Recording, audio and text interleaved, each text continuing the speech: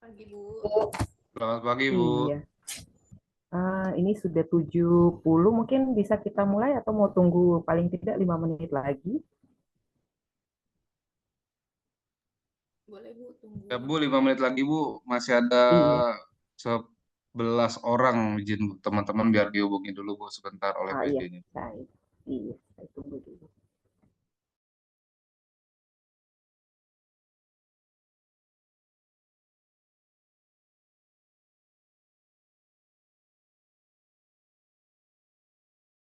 Iya, Mau belajar. Ada mau belajar. iya. Heeh. Dan mam dulu tapi. Eh, mam dulu.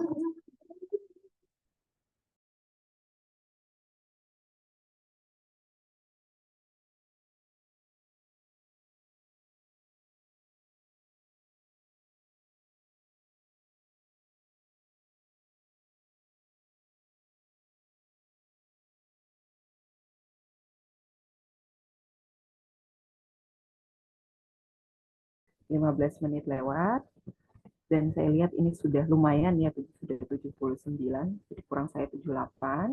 Jadi saya mohon izin langsung memulai saja. Mungkin nanti Bapak Ibu yang belum sempat bergabung, boleh dibantu dengan direkod, jadi nanti yang bersangkutan juga bisa melihat kembali catatannya. Mungkin itu, mungkin untuk mempersingkat waktu saya izin share screen.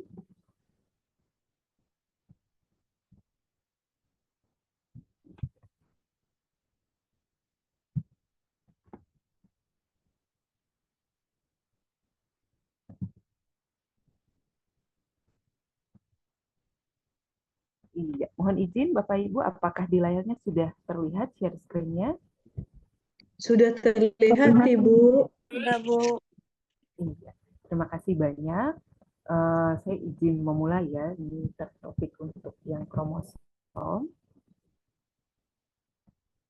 Oke, nah mungkin ini masih agak beberapa bagian ya nanti berkaitan juga dengan pembelahan sel yang diberikan di pertemuan sebelumnya. Nah, mungkin untuk sebelum masuk ke topik terkait dengan kromosom, ini ada beberapa konsep atau terminologi dulu ya yang diperkenalkan. Yang pertama adalah terkait dengan gen. Nah, jadi gen ini memang dia unit dasar informasi genetiknya. Nah, jadi biasanya dia yang menentukan sifat atau karakter. Nah, tapi gen sendiri ini dia sebenarnya disusun oleh DNA. Nah, nanti di topik berikutnya bersama dengan Bu Ayu, nanti di situ diperjelas lagi terkait dengan DNA. Strukturnya seperti apa, seperti itu dan fungsinya. Nah, itu di sana akan disampaikan. Nah, yang berikut adalah genom. Nah, jadi kalau gen ini satuannya, nah kemudian genom ini yang kumpulan besar dari gen-gennya ini. Jadi kalau kita sudah bilang genom, berarti ini kita mengacu ke semua gen yang ada di satu organisme. Nah, jadi dan biasanya genom untuk satu organisme, misalkan manusia dengan yang makhluk hidup atau organisme yang lain itu berbeda ukurannya, karena memang ukuran gennya juga berbeda-beda dan juga panjang dari DNA-nya pun berbeda.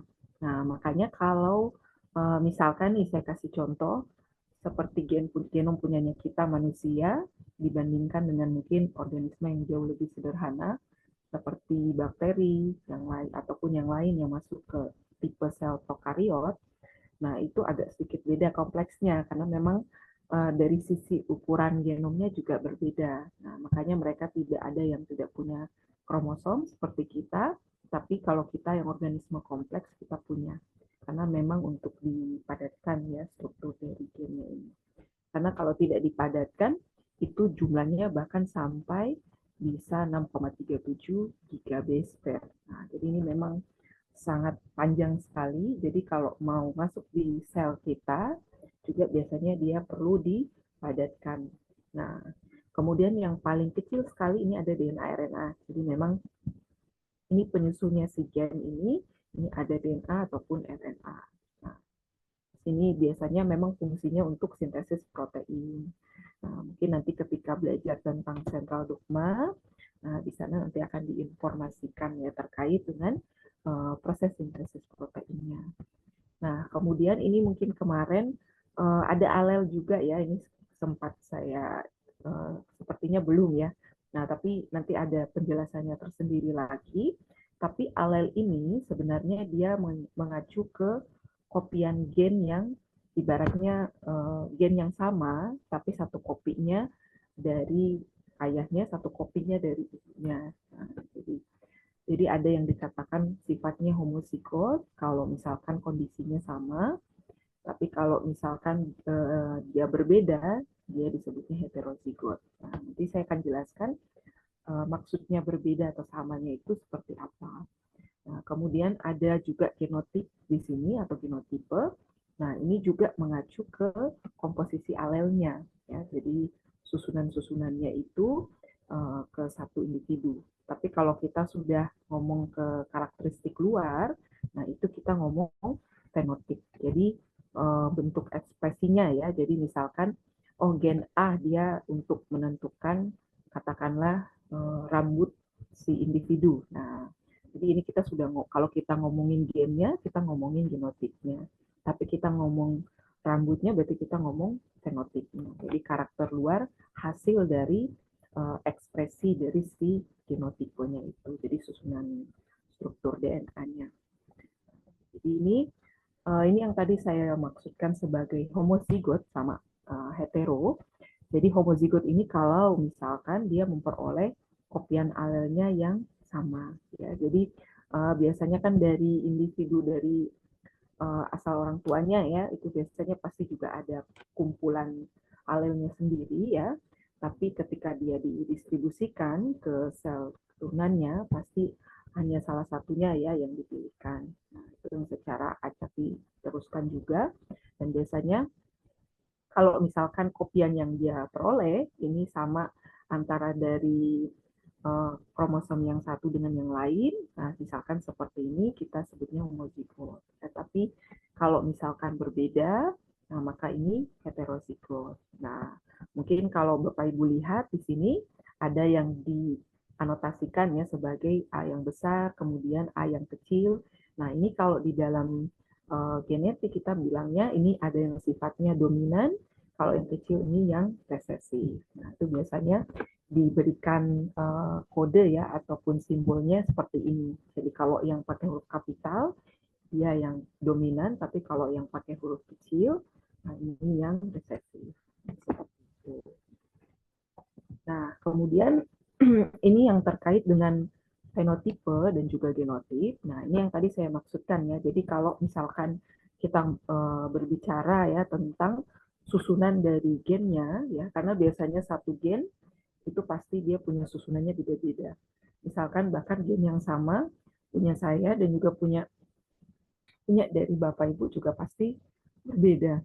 Nah, jadi susunan ini juga nanti yang akan mempengaruhi ekspresi dari gen tersebut. Nah, jadi ini yang kelihatan luarannya ya, misalkan dari warnanya ataupun rambutnya dan yang lain sebagainya. Nah, itu dipengaruhi sama susunan ya, susunan dari gennya atau kita biasa bilang genotipnya seperti apa. Nah, itu di sini.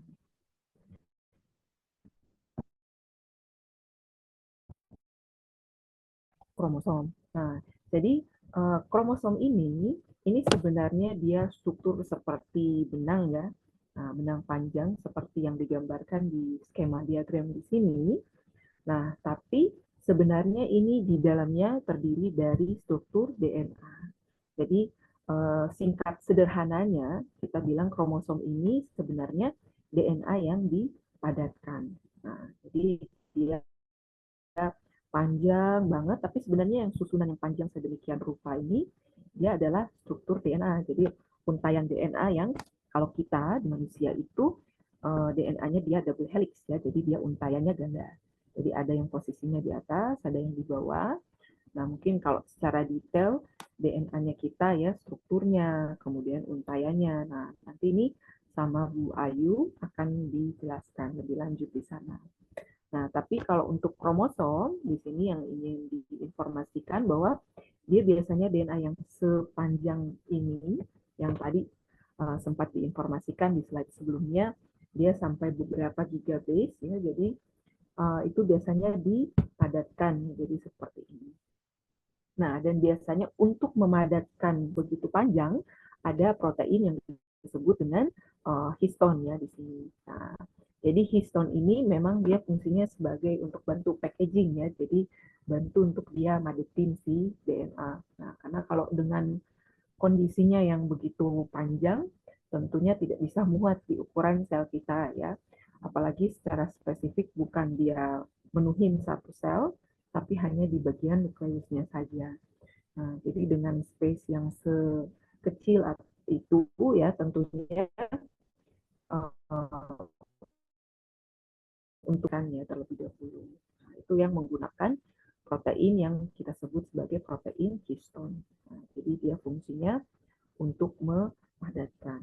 Nah, dan biasanya setelah udah dipadatkan, dia ini fungsinya ada di nukleus. Nah, nanti pada saat dia mau direplikasi, nah itulah dia baru dibuka. Ya, jadi hanya bagian-bagian yang tertentu yang memang mau direplikasikan. Nah, di situ yang nanti akan sedikit dibuka untuk di dalam sel sudah ada enzimnya ya yang nantinya akan bekerja.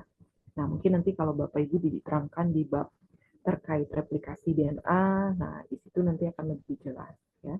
Nah, jadi memang ketika di dalam sel ya tentunya dia akan dalam bentukan kromosom seperti ini. Nah, biasanya kalau DNA saja itu memang dia tidak apa namanya ya, tidak bisa dilihat ya secara langsung. Nah, jadi biasanya ketika kita lakukan ekstraksi DNA-nya pun, nah itu juga nggak bisa kita lihat ya, bahkan dia seperti cair biasa bening seperti itu, kecuali nanti kita sudah cek di elektroforesis ataupun di spektrofotometer. Nah, itu baru kita bisa konfirmasi keberadaannya. Tapi kalau secara lihat dengan mata telanjangnya memang tidak bisa. Nah, tapi kalau untuk struktur kromosom ya, karena ini kan ceritanya ini DNA yang begitu panjang tadi sudah dipadatkan. Nah, ini biasanya yang bisa lihat ya di bawah mikroskop, tentunya dengan pewarnaannya ada. Nah, seperti itu. Nah, ini mungkin sedikit sama saja ya seperti tadi yang sudah saya jelaskan ya. Jadi DNA yang begitu panjang ini biasanya dia akan di packaging. Jadi dia diputarin di sini di protein histone. Nah, jadi memang hanya ketika diperlukan biasanya ada interaksi proteinnya ya yang secara khusus untuk dia protein histonnya ini buka sebelum bisa direplikasi. Nah, ini mungkin kalau untuk prosesnya saya tidak menjelaskan detail ya di sini, mohon izin karena memang nanti di topik terkait dengan replikasi DNA di sana akan dijelaskan jauh lebih detail. Seperti itu. Nah, kemudian ini fungsi dari kromosom ya, mungkin ini secara umum ya. Nah, sebenarnya karena kromosom ini isinya DNA, tentunya dia membawa materi genetik. Nah, tapi karena dia tadi ada histonnya juga komponennya dan beberapa protein ya sebenarnya yang nutupin si kromosom. Nah, itu juga sebenarnya berfungsi untuk sebagai fungsi proteksi ya bagi si DNA-nya. Nah, karena memang kan ada misalkan dari beberapa enzim atau fisik, dan juga ada artinya di dalam selnya kita itu kan dia selalu berproses ya, ada proses selulernya. Jadi kenapa DNA-nya juga selain memang juga ada faktor regulasi ya. Jadi kenapa kok tadi ada banyak protein yang diperlukan untuk dia bisa memadatkan si kromosomnya ini, DNA-nya jadi kromosom. Nah, tapi juga untuk proteksi, ya, karena memang banyak proses juga berlangsung yang bisa memungkinkan ya terjadi kerusakan pada struktur DNA-nya.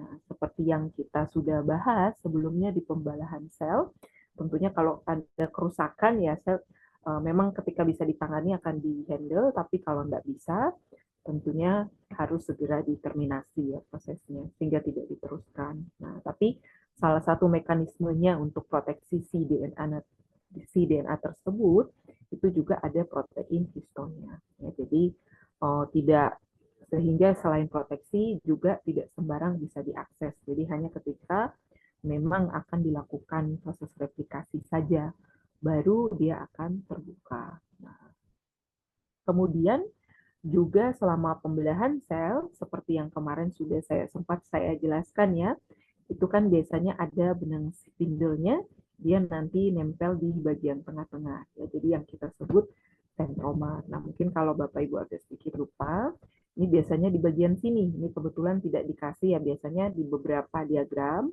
Kalau misalkan Bapak Ibu mungkin browsing seperti itu di Google, nah pasti akan kelihatan ya. Jadi di bagian tengahnya sini ini ada satu titik. Nah, ini yang disebut dengan sentroma ya. Jadi ini juga berfungsi untuk dia bagi ya. Jadi ada distribusi materi genetiknya juga biar seimbang ya. Karena nanti mau dibagi di sel yang satu, anakan yang pertama dengan yang kedua. Nanti seperti yang lalu ya sempat sudah saya bahas di materi terkait dengan pembelahan sel. Nah, kemudian ini ya, nah ini yang tadi sempat saya sampaikan ya. Jadi kalau DNA secara DNA-nya sendiri ya, sekuen DNA kalau kita setelah ekstraksi itu tidak bisa kelihatan ya. Tapi kalau untuk kromosom itu ada pewarnanya tersendiri ya, ada G-bending, C-bending. Nah, mungkin kalau pemeriksaan karyotype yang di lab lebih banyak pakai yang G-bending ya, itu yang standar. Nah, itu biasanya bisa setelah pewarnaan bisa diperlihatkan ini di bawah mikroskop ya. Jadi mikroskopnya bisa dilihat seperti ini. Nah, itu biasanya strukturnya bisa dibaca ya. Nah, tapi kalau secara umumnya sendiri kromosomnya kita ada totalnya 23 pasang. Nah, jadi mulai dari sini ini saya fokus untuk topik kromosomnya lebih ke manusia ya, mohon izin. Karena nanti memang untuk kelanjutan di mata kuliah selanjutnya itu juga nanti akan membahas spesifik lebih ke manusianya. Jadi di biomol juga lebih banyak ke sana. Nah, jadi untuk kromosomnya kita sendiri ada 23 pasang ya, jadi jumlahnya 46. Nah, kromosom yang 1 sampai dengan kromosom yang ke 22, yang 22 pasang ini, nah ini disebut sebagai ini sebagai kromosom autosom. Nah, jadi autosom yang dimaksud di sini ini adalah kromosom untuk dia penentu ya beberapa gen ya untuk penentu sel tubuh ya, dan sifatnya yang diploid ya di sini 2N. Nah, ini yang kemarin sudah sempat dibahas ya ketika membahas terkait dengan pembelahan sel. Nah, ini kromosom yang 1 sampai yang ke-22. Nah, sementara kromosom yang ke-23 yang terakhir, nah ini untuk kromosom satu pasang ini terdiri dari kromosom penentu sel jenis kelamin ya, atau gamet ya kita sebutnya. Ini yang anotasinya sebagai haploid ya. Nah, haploid. Nah, karena memang dia setengahnya ini dari ayahnya, sementara setengahnya juga dari ibunya. Jadi dia setengah-setengah. Berbeda dengan kalau yang sel autosom atau di sini, nah ini biasanya itu dia dua-dua pasang ini yang identik ya, dua pasang bersama ini dari satu dari ayahnya, satu dari ibunya, sehingga kita sebutnya ini dia diploid dan juga dia full ya kromosomnya juga di sini. Jadi ada sedikit beda kromosom ya di kondisi kromosomnya antara sel yang autosom sama yang genosom di sini kromosomnya. Nah, dan ini gambar yang ditampilkan di sini di slide kali ini merupakan hasil dari karyotyping ya. Jadi sudah kromosomnya sudah diwarnai, kemudian sudah dilihat di mikroskop. Tapi sebenarnya kalau yang di sini ini karyogram ini biasanya sudah disusun ya, sudah disusun sesuai dengan anotasi dari kromosomnya ya. Jadi ada kromosom 1, 2, 3 dan seterusnya. Nah, mungkin ada yang Bapak Ibu juga baru ya, mungkin beberapa juga sudah pernah mengerjakan, tapi ada juga yang masih baru ya terpapar dengan informasi ini. Jadi sedikit saya menjelaskan. Jadi kromosom yang 1, 2, 3, dan seterusnya ini masing-masing memiliki komposisi gen yang berbeda-beda dan juga ukuran yang berbeda-beda. Jadi masing-masing dari kromosom ini dia juga punya strukturnya sendiri-sendiri. Sehingga kita bisa identifikasi, jadi ada standar secara internasional untuk bisa mengetahui ya. Jadi secara struktural untuk kita bisa identifikasi mana yang merupakan gen kromosom, mana yang merupakan kromosom 1, mana yang merupakan kromosom 2 ya. Nah, dan kalau misalkan Bapak Ibu lihat secara kasat mata ya, nah ini sebenarnya dari kromosom 1 sampai dengan kromosom 22 ini ukuran dari kromosomnya ini juga agak sedikit berbeda. Jadi biasanya secara internasional mereka sudah susun ya standarnya. Jadi biasanya ini berdasarkan ukurannya dari kromosom 1 ke 22, kecuali ada pengecualian memang di kromosom yang 21. Nah, jadi 21 ini dia yang paling kecil kromosomnya untuk sel sel tubuhnya ya di sini, sel somatik bilangnya. Jadi sel tubuh. Jadi kalau Bapak Ibu dengar ada terminologi somatik, nah itu sebenarnya lagi ngomong soal sel tubuh ya. Nah, jadi biasanya yang paling kecil memang kromosomnya itu adalah di kromosom 21. Nah, tapi secara umum memang orientasinya ya lebih ke struktur dari ukurannya seperti itu. Tapi masing-masing dari kromosom 1, 2 ini juga struktur komposisi gennya juga beda ya antara 1 dengan yang 2. Nah, nanti akan lebih mungkin ketika masuk ya nanti ke topik yang berikutnya nanti akan ada ya di diagnostik molekuler mata kuliah Diamond juga nanti akan lebih diperdalam, nanti dijelaskan di sana. Nah, kalau untuk yang berikut ini jenis kromosom. Nah, jadi jenis selain tadi ya, jadi ada sel yang autosom, ada yang genosom, tapi ini juga ada pengelompokan ya dari kromosomnya berdasarkan posisi dari sentromer. Nah, karena ada sentromer, ada kromosom yang posisi sentromernya di tengah-tengah seperti ini. Dia posisinya kita sebut sebagai metasentrik ya. Kebanyakan kalau di sel punyanya manusia pasti nanti sentromernya ada posisi di tengah seperti ini supaya memastikan pembagian ya dari kromosomnya itu dia seimbang seperti yang kemarin prosesnya sempat dijelaskan di pembelahan sel. Nah, tapi ada juga yang agak sedikit dia posisinya di atas ya sentromer. Di agak sedikit ke atas di sini ini kita bilangnya submetasentrik. Nah, tapi ada juga yang telosentrik juga ini dia ujung banget seperti ini. Nah, tapi ada juga yang seperti ini akrosentrik. Nah, jadi ini agak sedikit ke atas sedikit berbeda ya. Nah, tapi biasanya mohon izin ini memang informasinya saya belum masukkan di slide-nya, mungkin nanti saya tambahkan ya. Tapi biasanya memang masing-masing organisme itu juga yang punya kromosom ya, itu juga punya karakteristik dari kromosomnya. Nah, dan juga bahkan kalau di kita manusia juga ya, itu juga ada beberapa kromosom yang memang dia sifatnya metasentrik ya, posisinya memang pas di tengah, tapi ada juga yang sub. Nah, jadi ada sedikit berbeda distribusinya ya. Jadi tergantung dari masing-masing karakteristiknya. Nah, mungkin seperti itu. Nah, ini yang tadi sempat saya sampaikan ya. Jadi ukuran-ukuran dari masing-masing tadi kromosom ya itu agak sedikit berbeda antara yang satu sama yang lainnya ya.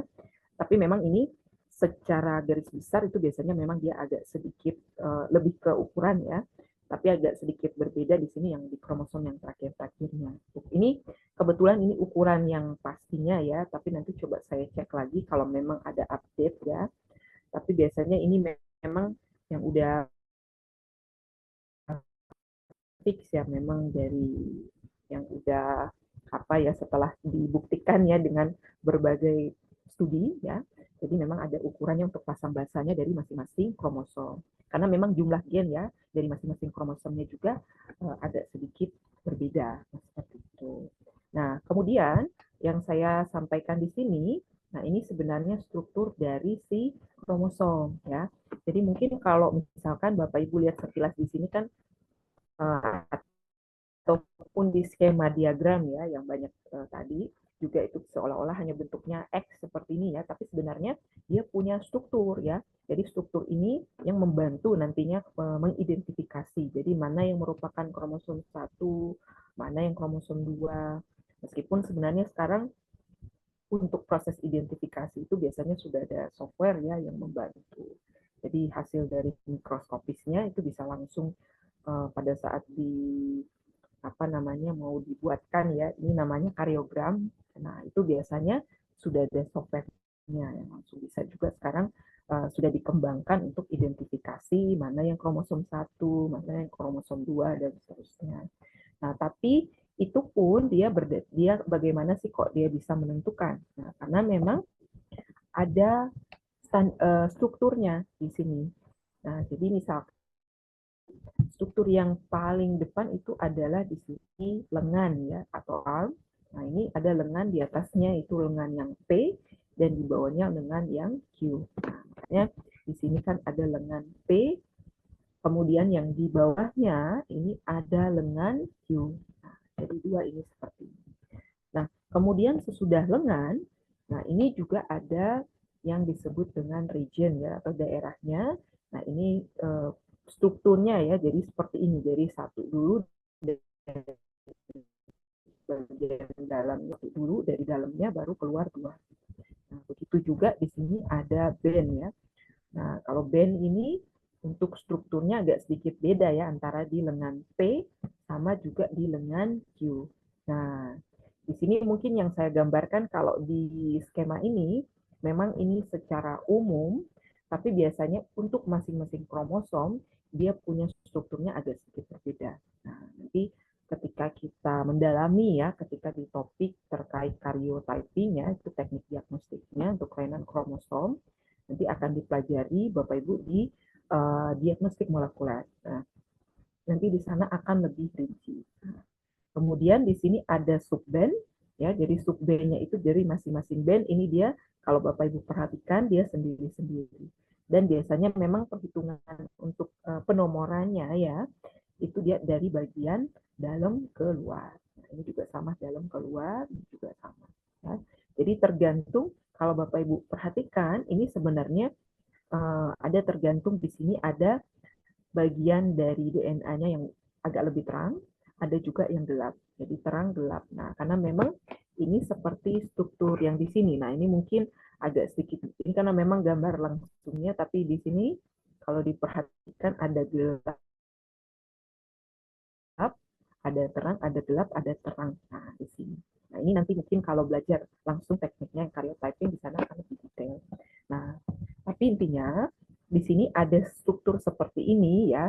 Ini memang struktur untuk ke kromosomnya ini memang ditetapkannya secara internasional. Jadi ada struktur biasanya disebutnya ISCN ya. Jadi itu standar memang internasional khusus terkait dengan sitogenetik ya. Jadi untuk kromosom juga atau teknik yang lain yang terkait dengan sitogenetik ini, karyotyping atau FISH. Nah, itu semua akan masuk di standar itu. Nah, termasuk ini ya, terkait strukturnya, karena ini berkaitan dengan identifikasinya tadi, pembacaan dari hasilnya yang karyotypingnya. Nah, selain untuk struktur struktur ini juga berfungsi untuk identifikasi tadi, tapi juga biasanya untuk secara internasional ya, kalau untuk menentukan misalkan DNA itu posisinya di mana sih lokasinya. Nah, biasanya kan memang kalau secara umum ya, biasanya kita cuma bilang, oh DNA itu ada di kromosom 17 misalkan. Nah, tapi sebenarnya kromosom 17 itu dia punya banyak gen.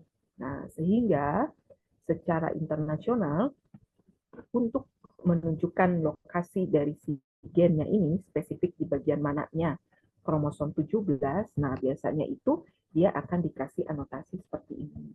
Jadi pelaporan 17 artinya dia ada di kromosom 17, Q artinya dia ada di lengan Q gennya, kemudian 1 di sini ya, region yang satu, kemudian subbandnya di sini juga satu, titik baru subband.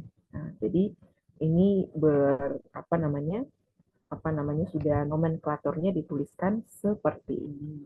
Nah, jadi nanti kalau ketika kita di mata kuliah, nah saya lupa itu apa di biomol apa di diamol 1 ya, kayaknya di diamol 1. Nanti Bapak Ibu bersama saya juga nanti akan sedikit eksplorasi ya terkait di database GenBank ya, punya NCBI. Nah, nanti di sana itu ketika mereka tuliskan lokasi gen, mereka tidak akan menuliskan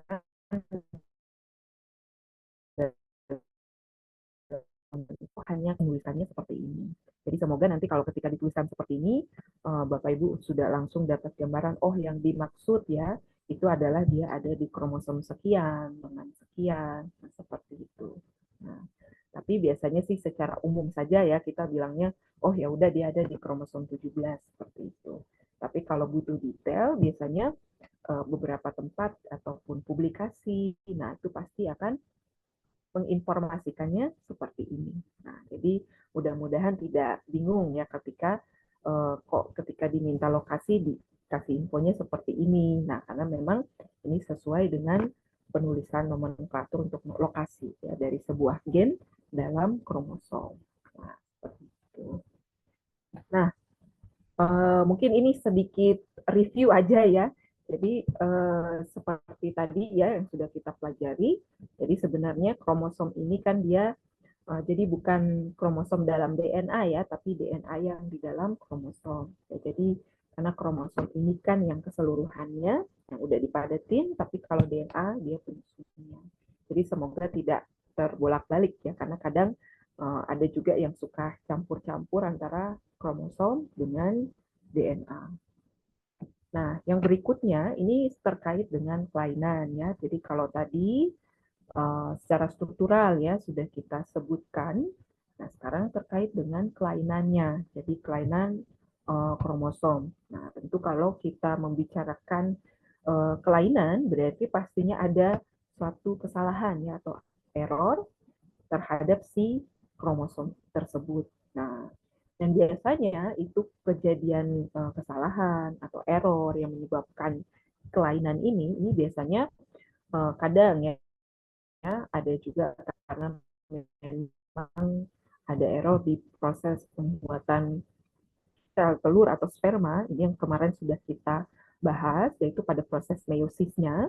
Nah, ada juga pada pembelahan.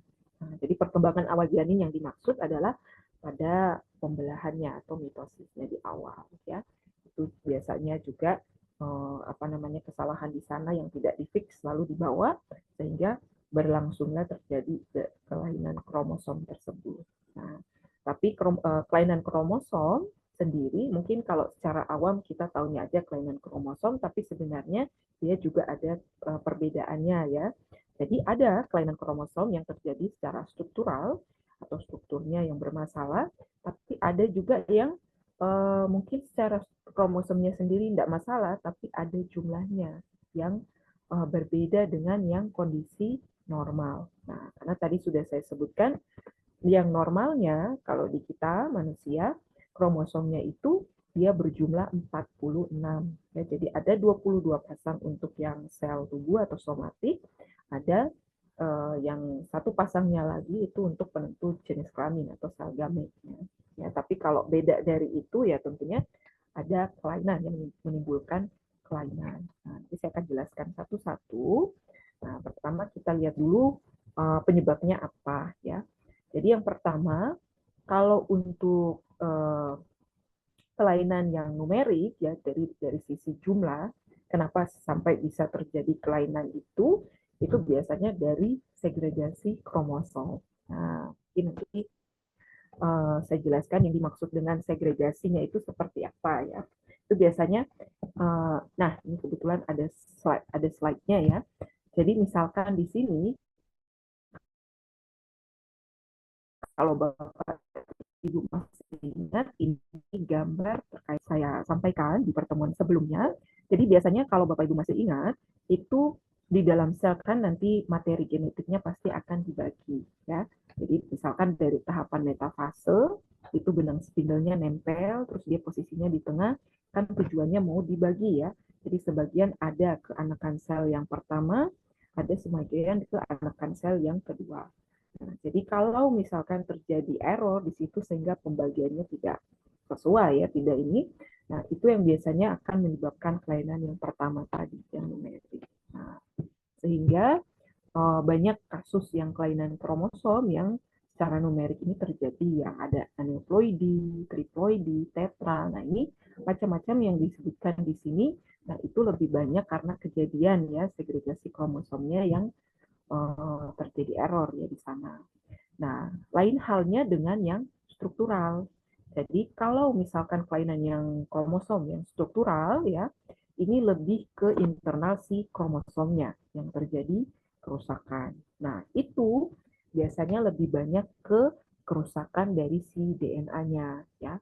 DNA-nya sendiri yang bermasalah. Nah, tapi ada kerusakan DNA yang misalkan dia hanya tidak sampai apa ya, akibatnya sampai ke level kromosom, tapi ini yang dimaksud ke kelainan kromosom ya, efek dari kerusakan DNA ini. Jadi ada misalkan bagian dari kromosomnya yang hilang, ataupun justru ada penambahan ekstra karena mungkin ada kopiannya yang berlebihan. Nah, ini yang kita sebut sebagai struktural ya, tapi itu hanya terjadi memang di kromosomnya saja. Jadi secara jumlahnya tetap sama seperti itu. Nah, ini yang disebutkan dengan kelainan kromosom secara struktural. Nah, ini yang tadi sudah saya jelaskan ya. Nah, jadi ini memang error di sini, ini yang tadi saya sebutkan ketika proses dia pembagian, segregasi, ketika dia tidak balance, ya artinya tidak seimbang. Nah, nanti di sana ada kemungkinan dia bisa terjadi kelebihan, misalkan, sehingga terjadi error, kelainan kromosom, jumlahnya ada yang nambah, seperti itu, atau jumlahnya justru kurang, nah, karena memang pembagiannya juga tidak seimbang. Ya, jadi biasanya memang ada benang spindle yang nempel di sini, yaitu juga untuk memastikan dia segregasinya juga pas ya. Makanya untuk menuntun biar benang spindle-nya di sini nempel sesuai, biar baginya juga nanti rata. Nah, itu makanya ada di sini sentriomernya ya, sentromer di sini. Nah, itu untuk memastikan sana. Nah, ini sedikit ada beberapa jenis ya bentukan untuk kelainan kromosom. Nah, kalau tadi secara garis besarnya ya kita sudah kenal paling tidak, oh ya, ada yang numerik, kemudian ada juga yang struktural. Nah, kali ini mungkin agak sedikit lebih detail ya. Jadi misalkan yang pertama, ini yang tadi saya sebutkan kalau misalkan dia terjadi ada penambahan ekstra. Nah, ini terminologinya kita sebut sebagai trisomi. Ya, jadi selain yang memang kopian yang normalnya dua-duanya ada, tapi ada penambahan di sini ya. Ini disebut dengan trisomi. Kemudian yang kedua, ini kalau justru sebaliknya ya, ada yang hilang. Nah, ini kalau yang hilang seperti ini kita sebutnya monosomi. Jadi seharusnya kan satu kromosom ya, dia punya sepasang ya. Jadi ada satu yang memang kopian dari sel ayahnya, satu dari ibunya. Nah, jadi punya sepasang ya. Tapi kalau misalkan satunya di sini hilang, nah ini yang disebutkan dengan monosomi.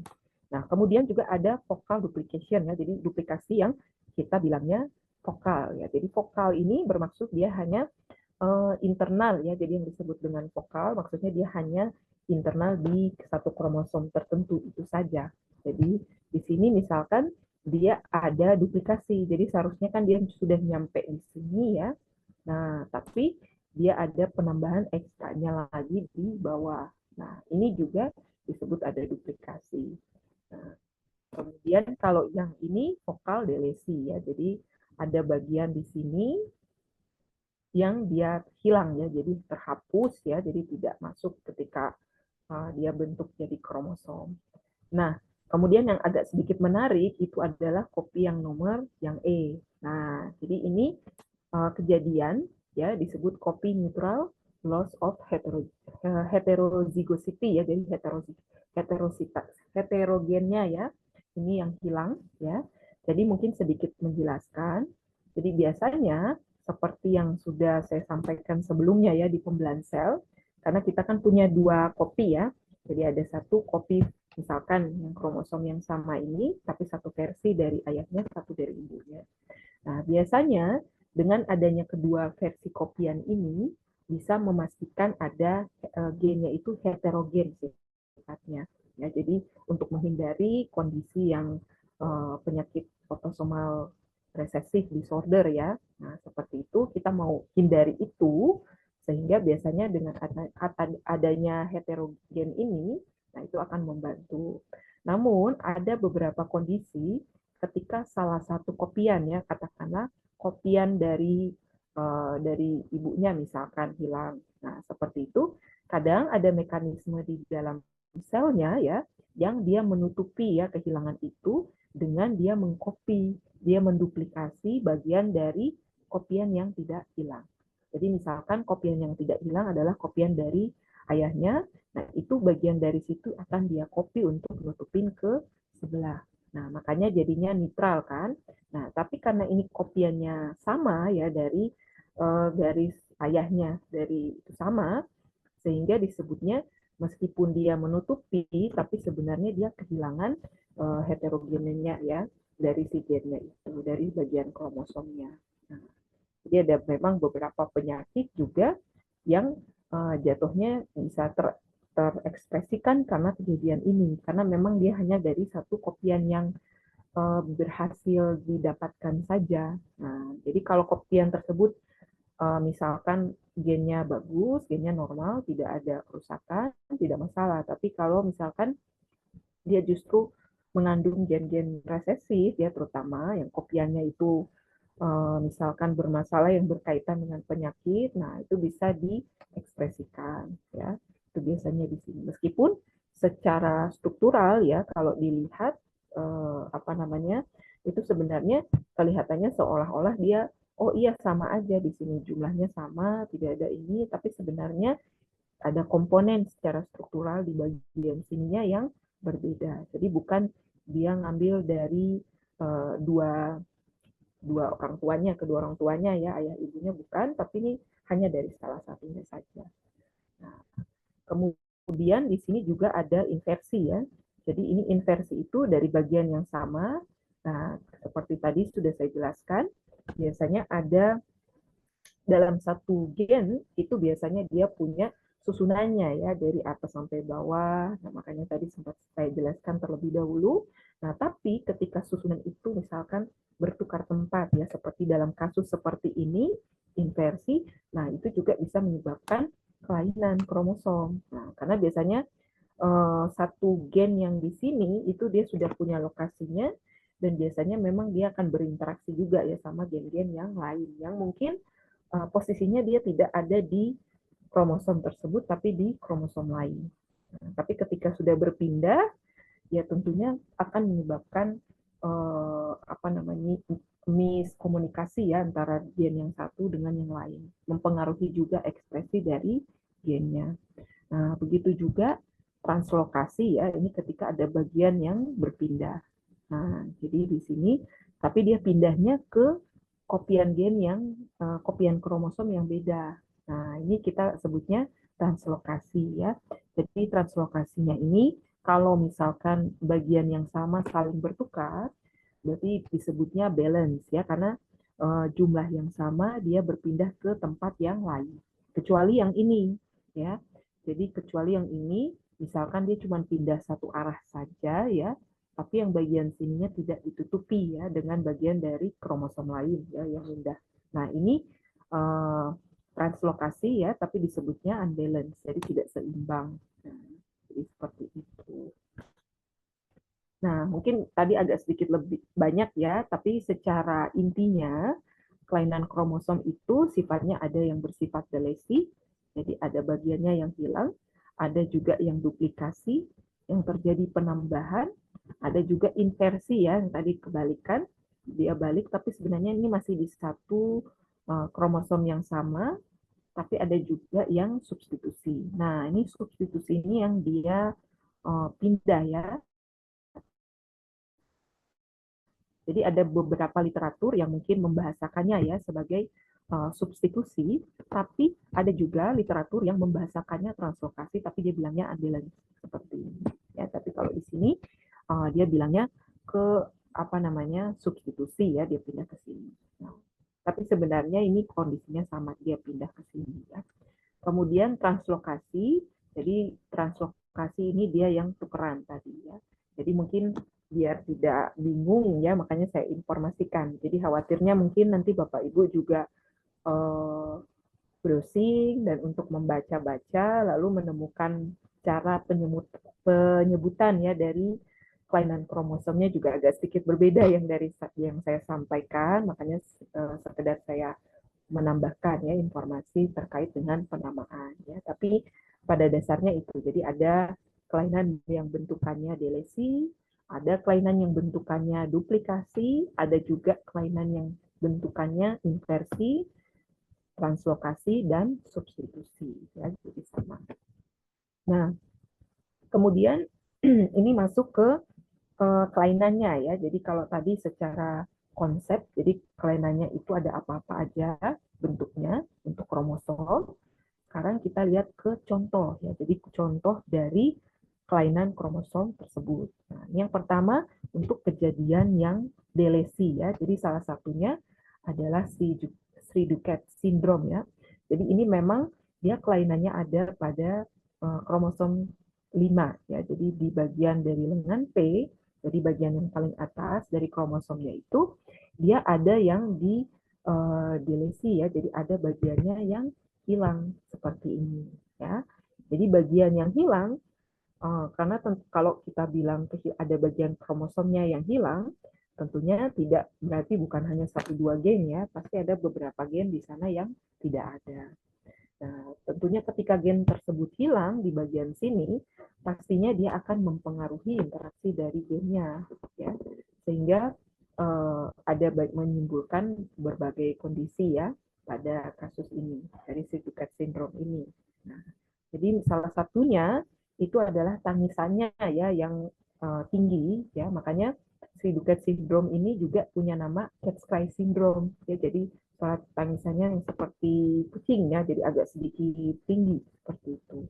Nah, kemudian juga ada kepalanya, jadi ukuran kepalanya yang berukuran lebih kecil, kemudian berat badannya yang rendah, yang berat badan lahir ya, berat lahirnya, kemudian biasanya ada kesulitan bahasa dan jadi sehingga sulit juga dia mengekspresikan ya, ngomong seperti biasa agak sedikit sulit. Jadi lebih banyak pakai bahasa isyarat, itu juga agak sedikit ini ya kesulitan dianya. Nah, jadi memang ketika ada delesi di bagian kromosom di sini, memang dia apa namanya akan berdampak ke beberapa bagian ya, jadi tidak hanya satu. Nah, jadi itu kalau pada umumnya ya kalau kelainan kromosom seperti ini. Jadi banyak ketika terjadi bagian yang hilang ataupun yang ditambahkan, nah itu pasti nanti bagian yang berkaitan ya itu juga akan banyak. Nah, kemudian ini ada yang kedua terkait duplikasi ya. Nah, jadi duplikasi ini salah satu contohnya adalah Pallister-Killian syndrome ya. Dia berkaitan dengan kromosom 12 ya. Jadi kromosom 12 ini jadi ada bagian di lengan P-nya, ini ada bagian atasnya yang terjadi duplikasi ya. Ini mungkin salah satu contohnya saja ya, namun kalau misalkan Bapak Ibu mungkin browsing pasti akan menemukan jenis-jenis sindrom yang lainnya ya. Ini hanya beberapa contoh. Nah, jadi karena duplikasi yang ada pada lengan P di kromosom 12 ini, sehingga dia mempunyai kelainan intelektual yang agak sedikit lebih serius ya. Kemudian juga ada permasalahan di apa namanya kelainan jantung, kejang atau pendengaran, dari penglihatan juga ada katarak. Kemudian asupan makanannya juga ya, dan persendiannya. Nah, jadi ada masalah yang bermacam-macam ini serius ya, banyak sekali yang muncul pada individu dengan Pallister-Killian syndrome. Nah, sehingga memang secara masa hidupnya ya itu juga cenderung lebih pendek karena disebabkan dengan komplikasi kondisi yang sudah disebutkan di sini. Makanya kalau di lesi saja tadi efeknya sudah lumayan berat ya, sudah berat sekali, tadi sudah disampaikan, ini duplikasi juga sama. Jadi karena memang bukan berarti semakin banyak gennya semakin bagus seperti itu, tidak ya. Justru ketika ada gen yang penambahan di luar dari jumlah yang normal seperti ini, nah itu biasanya akan mempengaruhi juga dari ekspresi gen ya. Karena nanti gen-gen di sini kan biasanya sudah ada yang mengatur ya untuk ekspresinya di dalam sel. Nah, sehingga kalau ada penambahan itu dia akan mengganggu di sana ya. Sehingga menyebabkan dia efeknya bisa ke mana-mana. Jadi ada yang misalkan contoh di kejadian ini di sindrom yang Pallister-Killian ini ya, itu dia memang sampai ke jantung, penglihatan, kemudian untuk asupan makanannya juga ya, pencernaannya, kemudian persendiannya, jadi itu efeknya kemana-mana. Jadi tergantung dari di sini komposisi gennya apa ya, di sini yang berkaitan di sini. Nah, makanya masalahnya juga lumayan berat. Nah, kemudian juga ini ada kasus inversi kromosom. Nah, tapi mohon izin, memang secara literatur ya yang dicarikan, ini untuk kasus inversi, ini contohnya yang saya temukan ini baru memang kromosom 9 ya. Karena memang banyak yang masih pada tahapan riset ya, termasuk ini juga ya, karena memang tidak sampai ke tahapan individunya yang ditemukan yang memiliki kondisi inversi kromosom 9, tapi kebanyakan memang pada kasus infertilitas atau keguguran berulang. Jadi janin yang berkaitan juga dia tidak sampai juga apa ya, tidak sampai dia bertumbuh seperti itu sampai untuk kelahiran, tapi dia sudah keguguran duluan seperti itu. Jadi salah satunya meskipun mohon izin ini bukan berarti semua kasus ya, kasus keguguran atau mungkin infertilitas disebabkan oleh inversi kromosom 9 ya. Karena kadang kalau saya menyampaikan ini pasti ada yang menanyakan seperti itu ya. Jadi biasanya ini memang hanya beberapa kasus tertentu mereka memang menemukan kaitannya dengan kelainan di kromosom 9 yang sifatnya inversi ini. Nah, jadi ada bagian yang tukar, meskipun memang ini masih dalam tahapan riset ya. Nah, jadi masih dalam bentukannya studi. Nah, namun untuk yang lain ini memang ciri-ciri yang berkaitan ya dengan kejadian dari inversi kromosom 9 ini. Ya. Gitu. Nah, mungkin ini Down syndrome ya. Jadi untuk Down syndrome ini mungkin kalau kasus ya di Indonesia kan pasti trisomi 21 ini yang Down syndrome atau trisomi 18 yang Edward. Nah, jadi kalau untuk Down syndrome ini biasanya ada dua jenis ya. Jadi bukan hanya yang pertama itu translokasi ya. Jadi ada bagian di kromosom 21. Nah, di situ dia yang pindah ke kromosom 14. Di sini ada bagian yang pindah. Nah, tapi ada juga memang Down syndrome yang disebabkan sama trisomi 21. Nah, jadi trisomi 21 ini mungkin yang lebih banyak ya kasusnya ditemukan untuk kejadian Down syndrome. Nah, jadi mungkin yang lebih banyak ketika orang membicarakan ya tentang Down syndrome, ya pasti orang lebih banyak mengenalnya trisomi 21. Nah, tapi sebenarnya Down syndrome ini juga bisa disebabkan sama translokasi ya. Jadi translokasi antara kromosom 21 dengan 14. Jadi ada bagian dari kromosom 21-nya yang pindah ke kromosom 14. Gitu. Nah, yang berikutnya ini, mungkin kalau tadi lebih banyak ke sel somatiknya ya, kelainan kromosomnya. Ini yang berikutnya ke yang berkaitan dengan sel gametnya ya, pasangan kromosom ke-23-nya ya. Nah, jadi ini salah satunya yang saya cuplik di sini itu adalah Klinefelter syndrome ya. Jadi ada dia laki-laki sebenarnya, tapi dia ada kelebihan kromosom X. Nah, seperti ini. Jadi hasil karyotypingnya seperti ini ya, ada kelebihan dari kromosom X ya. Jadi pada usia dewasa, jadi memang dia juga secara umum ya, secara umumnya itu juga sulit untuk, jadi kebanyakan itu mungkin dia secara dewasa juga dia kelihatannya seperti normal, tapi cenderung lebih sering lebih banyak tinggi juga dia. Nah, tapi mohon izin bukan berarti yang tinggi sudah pasti ada kromosom ini, ada kelainan ini, tidak ya, tidak seperti demikian. Ya, namun ini secara berbarengan ya dengan kondisi yang lain. Nah, kemudian juga ada beberapa kondisi yang dialami, juga ada kanker payudara. Ya, memang karena kelebihan di kromosom X-nya ini ya, jadi ada pertumbuhannya juga yang tidak normal ya di jaringan payudaranya yang disebut sebagai ginekomastia seperti ini ya. Nah, kemudian juga tapi sebenarnya ini juga karena ketidakseimbangan hormonnya ya, yang estrogen sama testosteron. Jadi bayangkan ada kelebihan X di sini, jadi itu juga menyebabkan tidak seimbang di sana. Nah, itu juga yang berujung ke kanker payudara, kemudian juga ada permasalahan di pembuluh darahnya, kerusakan darah, dan pastinya ada juga gangguan autoimun. Dan masih banyak ya ada kondisi infertilitas, motoriknya yang lemah. Nah, cuman biasanya memang kejadian seperti ini kadang agak lama ya terdeteksinya, karena ketika kebanyakan yang bersangkutan yang mengalami ya kondisinya ini mungkin ketika usia remaja pikirnya oh ini hanya masalah hormon aja ya mungkin puber. Nah, padahal sebenarnya tidak ya, jadi ada masalahnya yang banyak lebih kompleks ya yang sebenarnya berkaitan, jadi tidak hanya satu dua saja kondisinya. Jadi itu.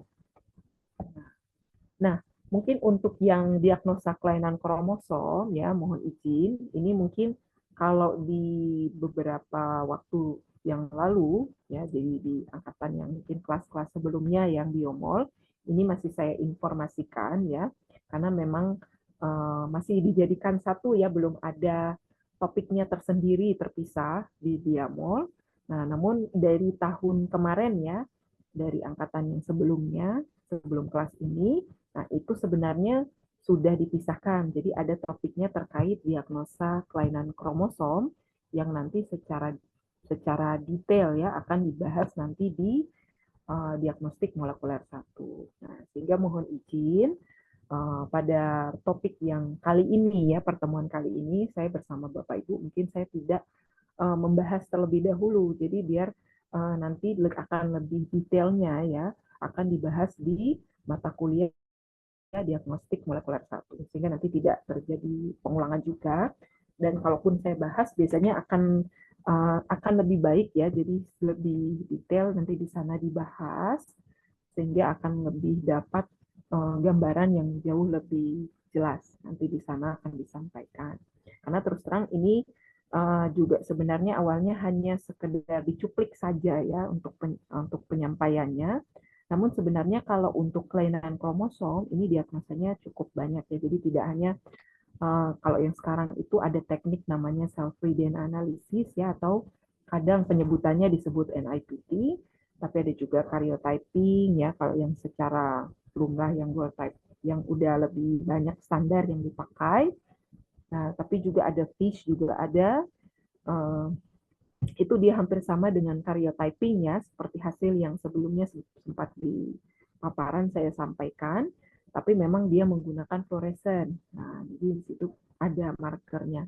Tapi kalau saya jelaskan sekarang ini agak sedikit berat juga ya nanti kalau saya sampaikan sekarang. Dan juga memang nanti di Diamol 1 itu sudah ada memang topiknya di sana. Sehingga nanti Bapak Ibu mohon izin nanti di sana yang akan saya sampaikan. Jadi memang nanti tetap saya biarkan saja ya ada di paparan meskipun nanti saya tidak jelaskan sekarang ya karena memang sudah ada tempatnya nanti penempatan di diagnostik molekuler 1. Jadi semester berikutnya akan lebih jelas nanti di sana satu persatu dari prosedur, kemudian interpretasi dan yang lain sebagainya nanti bisa disampaikan. Mungkin demikian dari saya, ini referensinya nanti kalau Bapak Ibu ingin mengikuti juga silakan, atau mau browsing juga silakan ya, mau di browsing secara bebas di Google juga boleh. Mungkin demikian dari saya. Dari Bapak Ibu, mungkin ada yang ingin ditanyakan atau mungkin mau dikonfirmasi, dipersilakan. Izin Bu, izin Danar Arizal mau bertanya. Oh iya, silakan Pak. Siap. Izin Ibu, ini kan lagi dalam event Olimpiade Paris Bu ya. Nah, Mm-mm. kemarin itu kan sempat viral di cabang olahraga tinju itu kan ada atlet dari Aljazair apa namanya ikut dalam pertandingannya wanita, cuma kan menang nih Bu ceritanya. Kemudian Mm-mm. setelah pendalaman oleh ofisial panitia, ternyata si atlet ini kalau di beritanya ini memiliki kromosom XY, dengan kata lain itu kromosomnya laki-laki. Itu bagaimana Bu? Mm. Apakah itu sebuah penyakit atau kelainan gitu Bu? Izin arahan nih Bu, mohon penjelasannya sedikit. Oh iya, mungkin kalau saya sendiri nggak mohon izin ya Pak, karena memang saya juga tidak mengikuti mungkin berita yang tadi Siap Bapak Bu, siap. sampaikan. Iya.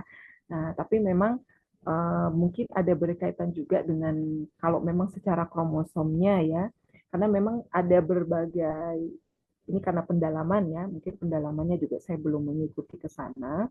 Tapi biasanya seharusnya kalau kromosomnya juga XY seperti itu, sebenarnya secara biologisnya juga apa namanya, dia juga ekspresinya seharusnya laki ya. Nah, namun saya tidak tahu ini kak orangnya juga yang seperti apa, karena mungkin nanti juga coba saya lihat terlebih dahulu.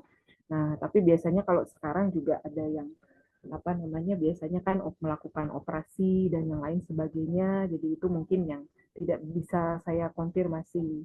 Nah, namun biasanya memang kalau secara genetik ya, maksudnya kromosomnya memang XY ya ataupun XX itu seharusnya kan secara biologis selnya juga bentuk tubuhnya istilahnya pasti menyesuaikan dengan kromosom tersebut ya. Jadi kalau XX ya pastinya perempuan, XY pastinya laki-laki. Ya, terutama kecuali memang individu yang bersangkutan ya mungkin melakukan operasi. Nah, karena sekarang juga kan banyak ya melakukan operasi untuk menyesuaikan.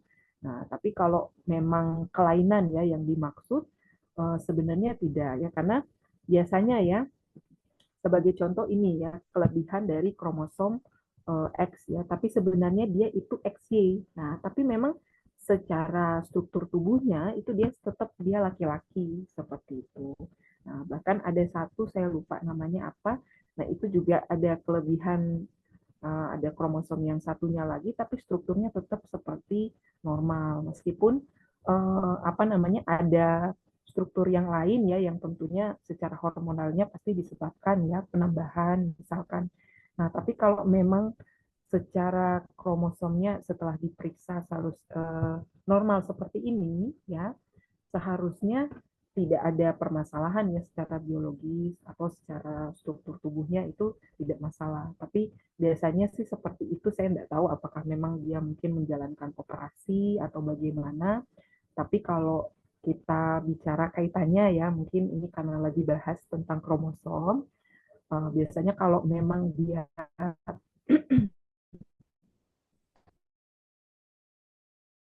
biasanya juga sel tubuhnya dan ekspresinya juga pasti akan menyesuaikan. Karena bahkan yang kelainan kromosom yang kelebihan sekalipun seperti ini, meskipun memang ya ada tambahan karakteristik yang pastinya berbeda dari yang normal, tapi sebenarnya secara struktur biologisnya juga tetap seperti biasa. Jadi karena ini kan dia sebenarnya normalnya ya pasti dia laki-laki, maka dia juga sebenarnya tetap laki-laki gitu. Sekalipun sekalipun memang dia ada penambahan tadi ya. Jadi ada struktur yang lain juga yang abnormalnya, tapi dia tetap laki-laki. Nah, jadi kalau yang tadi yang dibicarakan di atletnya ya, kalau memang secara kromosomnya, karena saya juga belum, mohon izin ini saya juga belum lihat ya, ini apakah yang dia sampaikan hanya berkaitan dengan kromosom XY-nya aja yang dilaporkan, ataukah bagaimana dengan struktur kromosomnya yang lain. Tapi seharusnya kalau memang dia XY-nya aja yang ada tanpa ada embel-embel kromosom yang lain lah istilahnya penambahan, seharusnya secara biologis dari lahir juga seperti biasa laki-laki. Nah, kecuali memang saya tidak tahu mungkin dia ada melakukan operasi atau apa yang lain. Nah, itu kan yang memang perlu didalami ya. Tapi seharusnya kalau memang hasil pemeriksaan kromosomnya normal-normal saja, hanya memang terlihat bahwa dianya apa namanya, untuk secara sekarang ya mungkin dia lebih ke perempuan, itu berbeda cerita lagi ya. Tapi kalau secara biologis seharusnya kalau memang dia normal di sini XY seperti biasa tanpa ada penambahan ataupun tanpa ada hasil yang menyatakan ya kalau memang ada abnormal, nah seharusnya sih secara biologis sih biasa aja gitu. Cuman ini mohon izin ya Pak karena saya tidak ngikutin ya. Mungkin nanti bisa di sebenarnya pasti nanti dari pihak pelaksananya juga akan menelusuri ya apakah itu kelainan kromosom atau mungkin dia sebenarnya normal tapi dia melakukan operasi. Nah, itu ada sedikit beda cerita. Mungkin itu disesuaikan juga sama keputusannya mereka.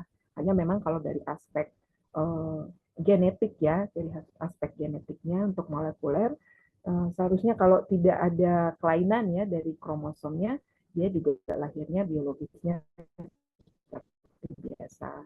Nah, ini mungkin hampir sama ya, maksudnya seperti yang pertemuan yang lalu juga ada, saya lupa siapa yang mengajukan pertanyaan ya, tapi seingat saya ada yang mengajukan pertanyaan ketika kita membahas terkait dengan pembelahan sel, terkait penyimpangan seksual juga. Nah, itu juga kalau setelah saya lihat kembali ya di literatur, memang selama ini kan masih dalam tahapan riset ya, tahapan riset untuk apa kaitannya dengan genetik, meskipun ada beberapa memang penelitian atau riset yang mengaitkan dengan gen tertentu yang berkaitan ya dengan penyimpangan tersebut.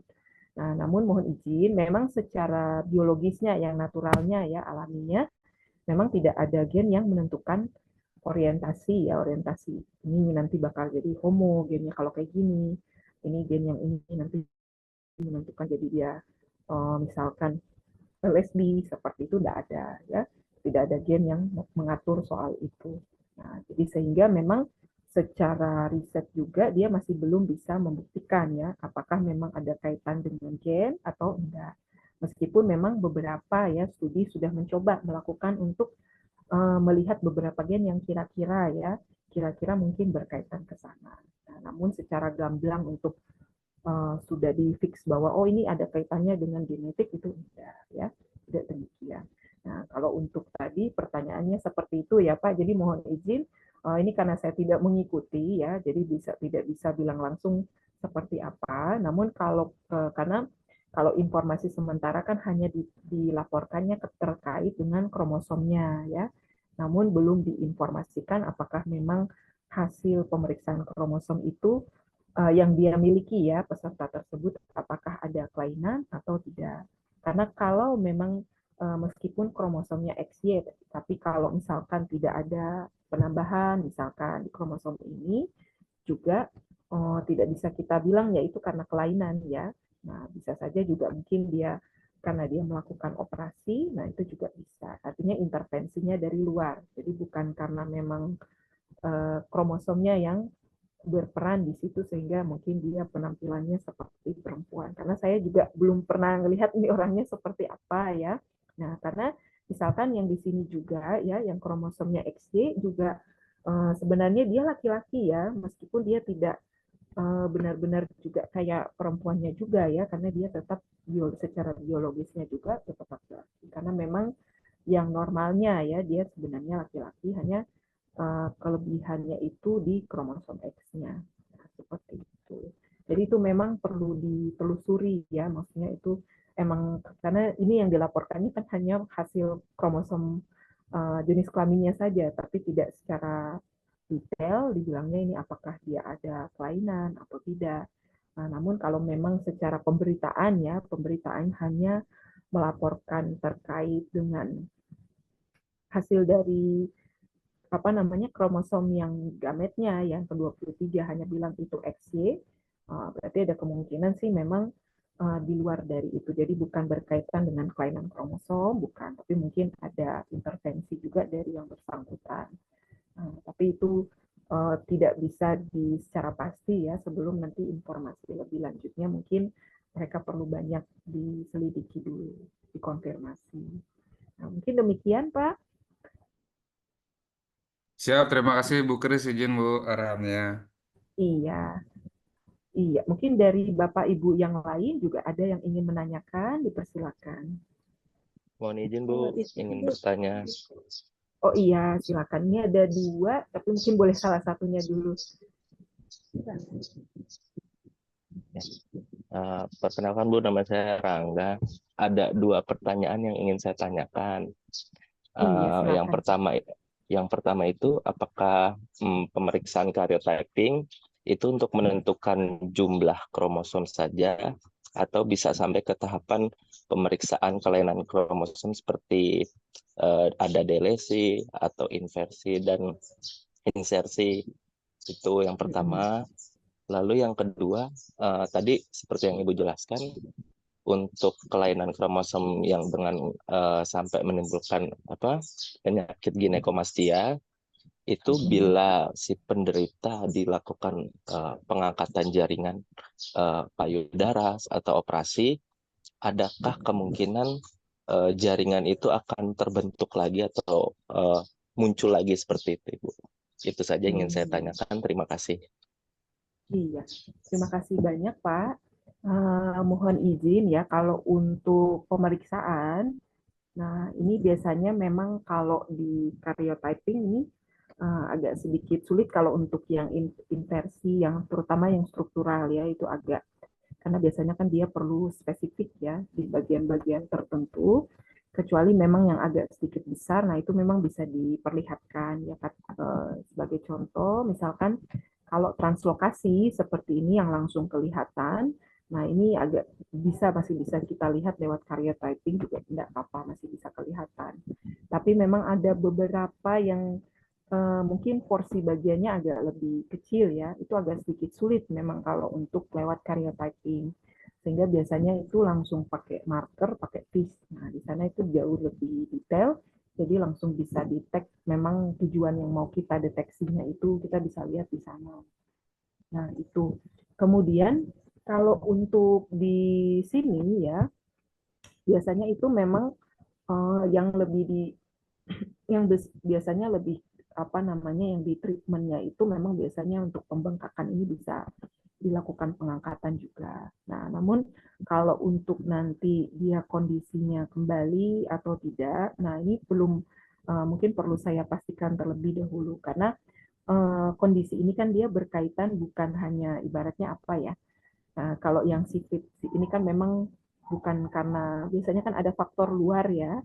Faktor luar, kalau kejadian kanker itu kan ada yang faktor luar, ada juga yang faktor yang apa namanya, internalnya juga. Nah, tapi beberapa kasus memang kalau dari yang internal, yang kelainan genetik ya, ada juga yang masih bisa di treatment, kemudian nanti tidak kembali lagi ya kondisinya seperti itu.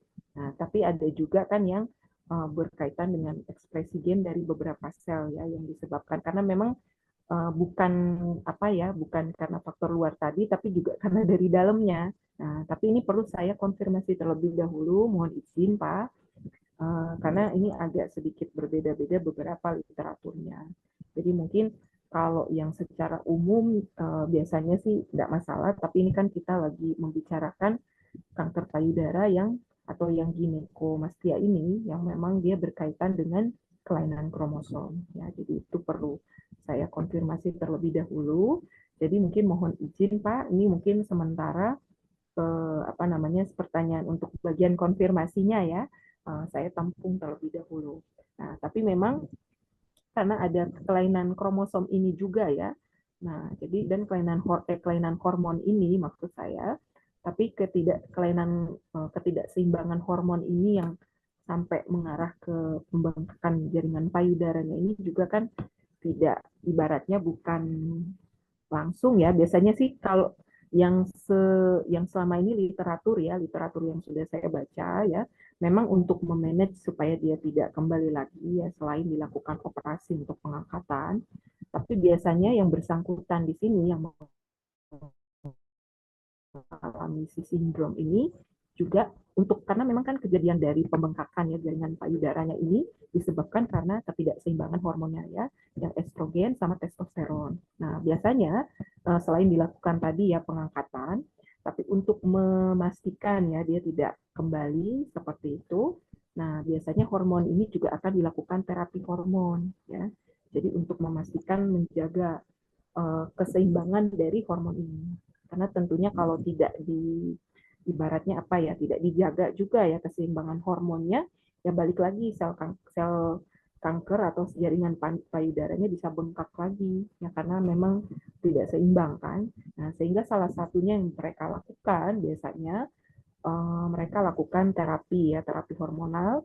Jadi untuk memastikan, untuk menyelesaikan kondisi ketidakseimbangan hormon. Dan biasanya ini memang sifatnya harus seumur hidup ya, jadi terus gitu harus dibandingkan karena memang ketidakseimbangan hormonnya ini kan bukan yang sifatnya apanya memang sifatnya ibaratnya langsung dari kromosomnya seperti itu. Jadi dia harus terus melakukan memang terapi, jadi terapi hormonal ini. Cuman memang di beberapa kasus ya kebanyakan memang tidak memikirkan bahwa oh ini ada kaitannya dengan kelainan kromosom misalkan, tapi banyaknya pikirnya oh ini hanya berkaitan dengan peralihan masa pubertas saja, jadi mungkin kejadiannya seperti ini. Tapi sehingga agak sedikit terlambat ya untuk mengetahui statusnya seperti itu.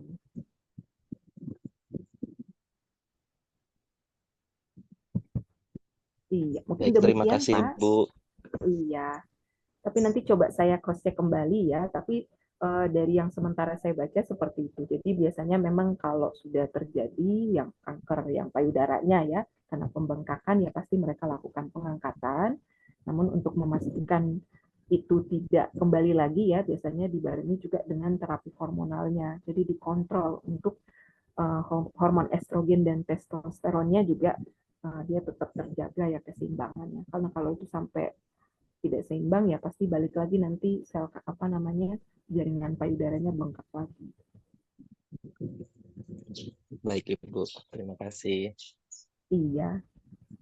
Mungkin tadi ada satu lagi, silakan. Ya, Ibu. Iya sih. Saya mau bertanya, Iya sih. Ibu. Iya. Saya Atik, Bu. Yang ingin saya tanyakan tadi mengenai tipe-tipe kromosom. Itu kan ada tipe yang submetakromosom sama akrokromosom. Nah, itu lebih jelasnya, tolong Ibu, saya masih membedakan itu, perbedaannya itu apa namanya, panjang kakinya atau yang pasti panjang kakinya ya Bu, Iya, ada beda ya Bu? betul. Jadi sebenarnya kalau untuk pembedaannya ya Bu Ijin, itu biasanya dari posisi letak sentromernya. Nah, jadi ada yang memang dia di sini, sehingga kalau kita lihat memang panjang dari lengan yang P yang bagian atas, sama dengan lengan Q yang ada di bagian bawahnya. Nah, ini dia kan sama distribusinya. Nah, tapi ada beberapa yang memang sentromernya agak ke atas. Di sini misalkan, ini yang submetasentrik. Nah, ini sehingga juga panjang antara lengan P dan lengan Q-nya sedikit berbeda. Jadi, lengan P-nya ini dia justru lebih pendek ya dibandingkan dengan lengan Q. Begitu juga yang di akrosentrik. Nah, ini juga sama perbedaan posisi sentromernya membuat panjang antara lengan P dan lengan Q-nya juga berbeda. Nah, ini kenapa kok ini dibedakan seperti ini? Karena nanti juga ketika mereka mau bagi ya, bagi mungkin yang izin.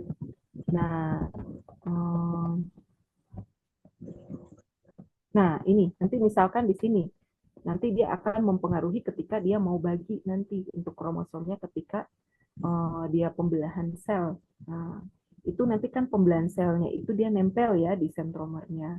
Nah, ini ya sentriolnya ya sentromer. Nah, jadi di sentromernya itu nanti dia akan pakai itu sebagai patokan untuk ngebagi si kromosomnya.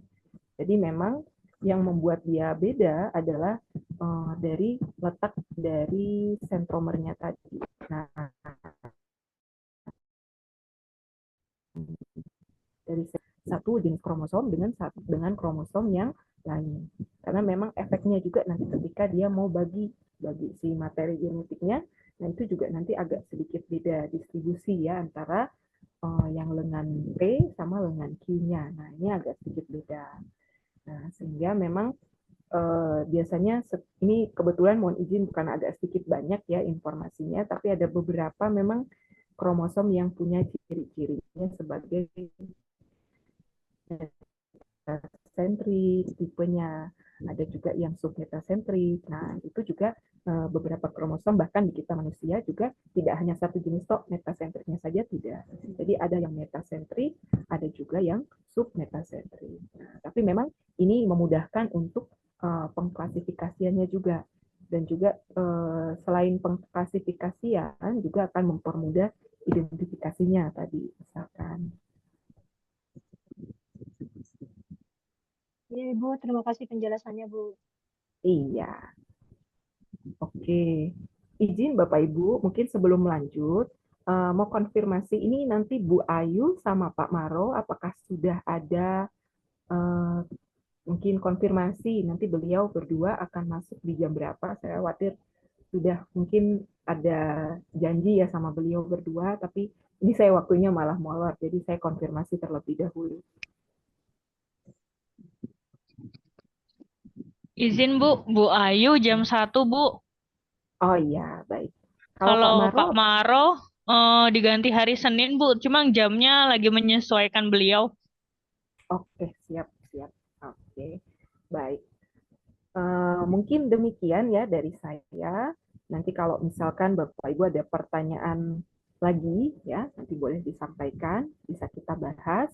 Ya, jadi karena ini pembelajarannya belum selesai ya sebenarnya hanya di kromosom ini, nanti juga ada teknik diagnostiknya. Mungkin tadi beberapa juga sempat ya sudah ditanyakan juga.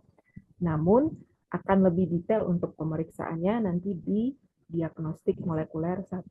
Nah, karena nanti di sana akan lebih detail itu ada FISH, kemudian ada karyotyping, ada cell-free DNA analysis. Nah, itu juga di sana.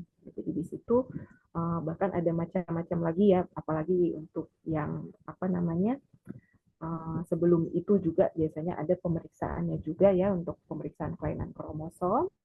Nah, nanti di sana akan lebih detail ya, detail nanti disampaikan. Jadi memang pertemuan kali ini memang saya batasi ya hanya terkait kromosom sama kelainannya saja. Nanti pada saat di diagnostik molekuler kita akan membahas spesifik ya terkait dengan teknik diagnostiknya. Jadi diagnostik untuk kelainan kromosom. Nah, mungkin demikian. Mohon izin mungkin sebelum saya stop share screen dari Bapak Ibu mungkin yang PJ, apakah sudah dilakukan screenshot atau mau dilakukan screenshot terlebih dahulu? Karena tadi ada beberapa yang masih belum bergabung ya untuk di Zoom-nya. Boleh Bu, boleh di open cam dulu, Mas, Mbak, semuanya.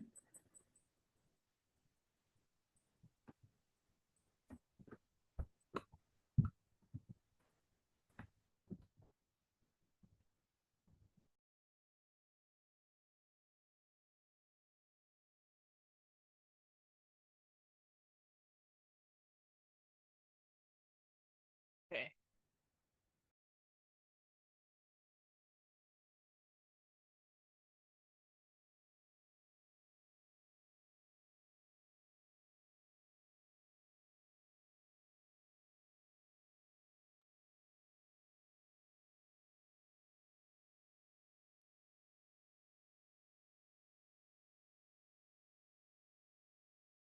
Iya, sudah Ibu.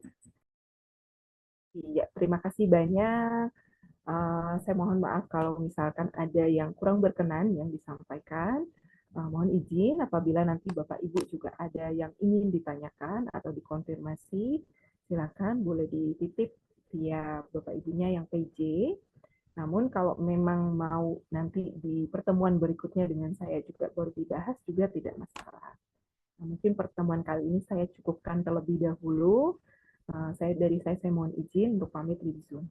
Terima kasih banyak Bapak Ibu. Terima kasih, Bu. Baik. Terima kasih. Bu, terima Terima kasih kasih, Ibu. banyak. Iya. Terima kasih, Ibu. Terima kasih.